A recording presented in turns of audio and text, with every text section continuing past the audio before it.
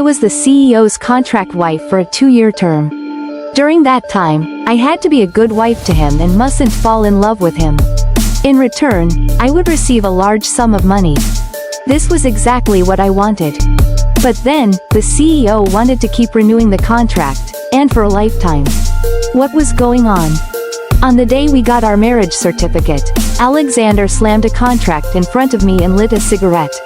Sign this contract, play the role of my wife well, and we will divorce in 2 years.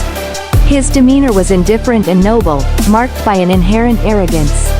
With a crisply dressed secretary stood by respectfully, the atmosphere was as serious as a business meeting. I had to admire myself for laughing under such circumstances.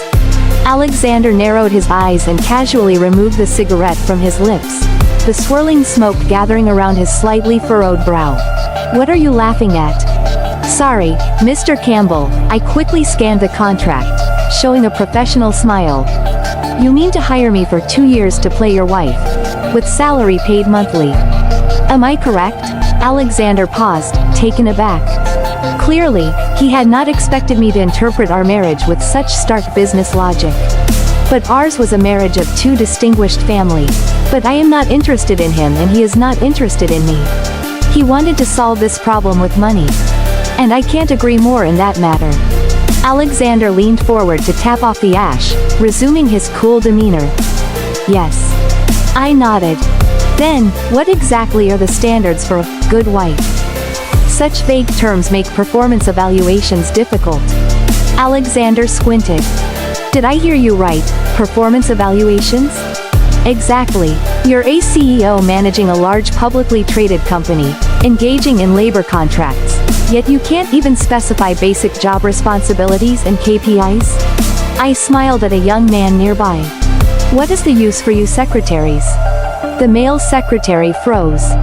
Alexander uncrossed his legs, leaned forward, and after a moment's thought said, cooking, cleaning, managing the household. Job duties. 1. Cook. 2. Cleaner. What are you waiting for? Write it down. I directed the secretary. The secretary hastily pulled out a pen and started amending the contract on the spot. Alexander continued, secondly, take care of my daily needs and manage the internal affairs of our home. I will draft a fitness and diet plan for you within 3 days. I may need to become more familiar with the inner workings of your home before planning further. Alexander nodded in approval. Thirdly, represent as Mrs. Campbell in social events and care for my parents. All right, Mr. Campbell. And there's one more thing. Make a note that under no circumstances shall the party engage in any physical or sexual misconduct with Party B, as it is not included in the job scope. Realizing the trap I set, Alexander furrowed his groomed brows. Yet his lack of interest in me meant he didn't mind my little schemes. He languidly got up. Are we done here? I have another meeting to attend. I glanced at his sharply tailored trousers encasing his long legs. Excuse me, Mr. Campbell, this contract only lists my obligations and your rights, without mentioning your duties and my rights. Alexander scoffed. What rights does a worker need when they're paid? Are you referring to the base salary of $300,000? I pointed to the alimony clause in the contract. Alexander indifferently. What I've offered is already generous for an actress. To him, I wasn't a wife but an actress playing one.